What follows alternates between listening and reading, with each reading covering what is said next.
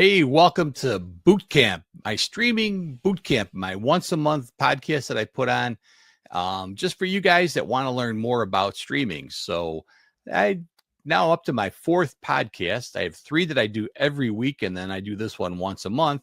So I thought I'd share it with you. Just keep in mind that you can always learn more at our website at rotkiv.net, rotciv.net. Yeah, that's Victor spelled backwards. Not anything super original, but anyway. So this week we're going to talk about the Insta360 360. It's a camera that I'm currently using right now. I had a big DSLR, not DSLR. I had a camcorder, which was kind of a consumer, pretty nice camera that I was using all these other times. It works on HDMI, where this one is a webcam, so it works over USB. And I thought I'd give you a little talk about what I think the differences are, and you can kind of tell me what you think is looking at the quality of it. But all right, so the Insta360, is it worth the hype? So I've been waiting a long time before I would make a switch. I've been looking at other cameras, and one of the things you can do a lot of times is just better lighting will improve things. But this is what we call a PTZ camera. So you can see it's on that gimbal, so it can pan, tilt, and zoom, the P, T, and the Z. And what kept me from buying it was the price tag, $300. Now, as cameras go, it's not super expensive, but it went on sale for half price. Now, right now, you can still get it for $179 on Amazon, but I picked it up for $159. And at that point, I just could not turn it down. I wanted to give it a try. I do some of my programs on the road, and it's nice to have something that's portable. This thing is nice and small. The other thing that I really like about it is the fact that it has that pan, tilt, and zoom. So I'm going to demonstrate all that stuff with you in a little bit here. So anyway, some of the big things, the features of the 360 Link is it's a premium 4K webcam. So it'll take up to 4K. Has some built-in smart features, like you can make it show your desk mode.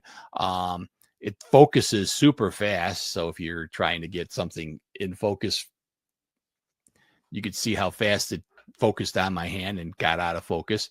Some other things I'm going to show you. It does come with some software that allows you to do some AI tracking. So if you're doing a talk where somebody's walking back and forth, it'll keep track of them. So a lot of cool things that you can do.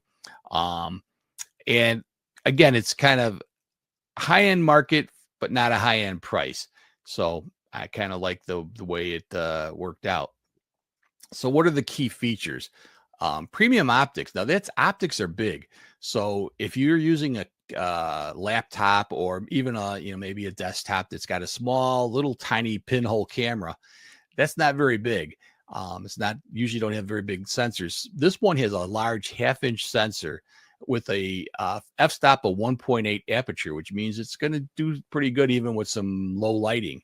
I'm kind of in I'm not using any extra lighting today, and just have kind of a little bit of cloudy day, but it was good enough. So I thought I'd just show off how it looked. High resolution, again, 4K at 30 frames per second. I do 1080p, and that can do it all the way up to 60 frames per second for smooth motion. And it does come with the mic. It has a noise canceling microphone built in. It's decent. I'm not going to switch it for what I'm using right now, but maybe I'll give you a little demo what the mic sounds like on it too. And then I've mentioned that AI tracking. Now, I don't really use that, but it does come in handy if you're somebody who's moving around. I'm kind of to the same spot all the time. Hands-on setting it up and using it, it couldn't be easier. Unbox it, download the software. That's really important. And I'll demonstrate that software in a second here. But it's super easy to set up. It's really plug and play. Plug it into your computer. It uses USB-C, or it comes with a converter if you have USB-A. So it really is quick and easy to set up.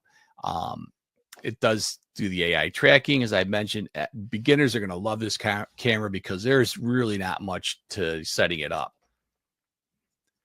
And then again, talking about it's excellent in good lighting. So I use it normally with lighting on when I'm shooting something, but I'm showing it without, just to kind of give you a comparison. I guess I could try to turn on my lighting package here. Let's see. Let's go ahead and do that for you. So I do have studio lighting, which just went on, and my hair lighting. So it gives you a little difference of what it looks like if you've actually got a fully lit. I think the quality is good. You can adjust that. It's got built in where you can have it adjust color and stuff, but you can do that. As I was showing earlier, decent low light.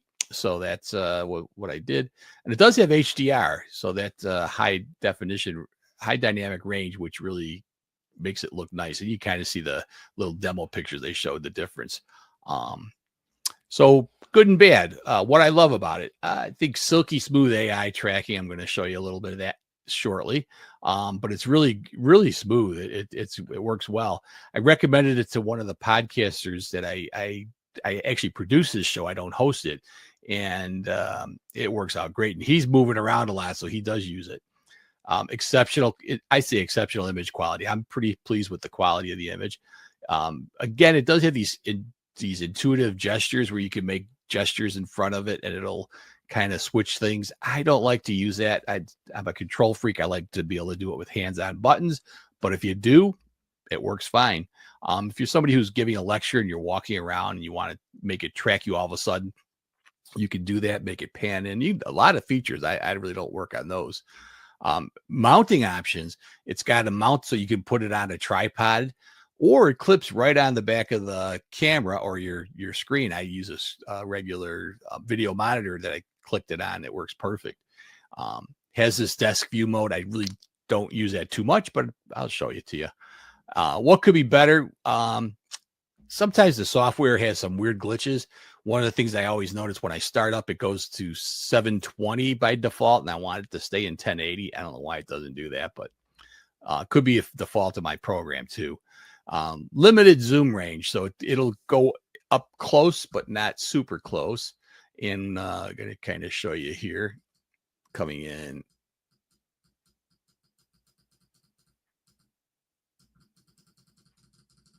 So you can see it's really not a bad picture. That's zoomed all the way in. That's 4 times, so that's pretty zoomed in.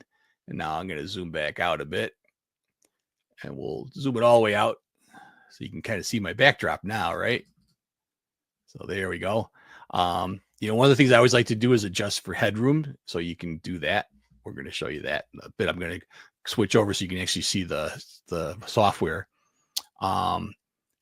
Best with probably some lighting, especially if you don't have really good lighting that day. So some of the options. So let's go ahead and bring in this to the stage. So now you're seeing me, but that's because I'm on. This is the software. So the picture you're looking at is the actual software, and you can kind of see my mouse going around here. So let's take some of these features. So here on the bottom here, you can kind of see that button that allows you to pick 4K, and your frame rates can be changed 1080p, 720.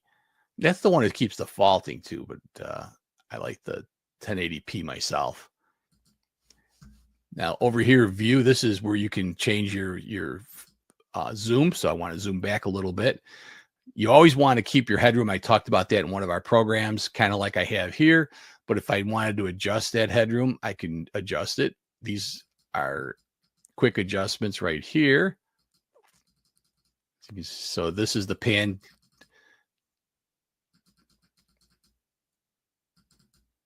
So you can kind of see how you can get that, and the zoom I showed you already. You can set these up as presets so that you don't have to keep monkeying with where you're at. I'll move that over just a little bit. Right here, you can add it as a preset, and then it'll automatically go to these different pre-chosen spots. So let's see, tracking. I'm going to go ahead and try to bring that up here. So here's the tracking. So that's pretty silky smooth. As I mentioned, that autofocus is pretty darn quick, which is helpful if you're using it as a demo tool and you want to demonstrate. Now, let's see. I'm going to try the desktop view. I don't think it's going to work too well because I've got a curved monitor, and I think it catches part of that, but we'll demonstrate it. So down here on the bottom is that curved. Oh, I guess you can kind of sort of see what it would look like if I want it. So my hand view is over here just because of the way my monitor is working. I can adjust this. Let's see. Nope, that was going the wrong way. I guess that's as tight as it'll get. But it gives you the idea where you can get that looking down view. It also has a whiteboard, which I don't use, so I didn't really look at that. Desktop view. What's this? Overhead view. And back to AI tracking. Hey, here I am. And then remember, I did have that smart focus right there. I set that frame up, so that's perfect, comes in. And that did turn off my AI tracking, which is nice. Now, here's some of the other things that you get. So it has auto exposure, or you can set that yourself if you think the exposure, needs to be boosted or lowered. You can, make those adjustments here. Auto focus on or off, and then you'd have to focus it yourself.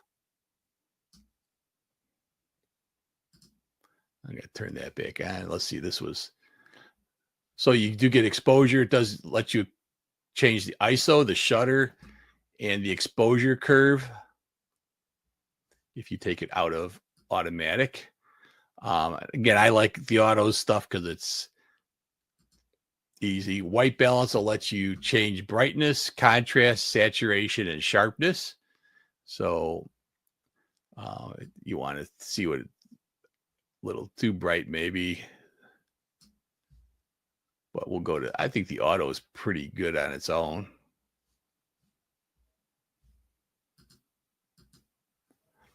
Then HDR. You can see you get a little more color saturation with that on. And then there's anti-flicker, so you can turn that up to 60 hertz and have less flicker. I'm just keeping it at the 50 hertz. Set as startup. I don't know what that means, but. And then what's more, this is your AI tracking, your whiteboard, your zoom. These are your hand signals if you wanted. So I'll click this one on, and if I do that, it's flashing to me that it just recognized the hand signal for AI tracking. So you can see, it works really well. Horizontal flip. So if you were trying to shoot in the other mode, no, that's the reverse. So if you want to, like, if you notice that my name was backwards, you can flip it. Kind of a neat thing. Smart adjustment. I have no idea what that is. Once activated, the device will search for your head. Oh, that's kind of a neat idea. So I guess if I was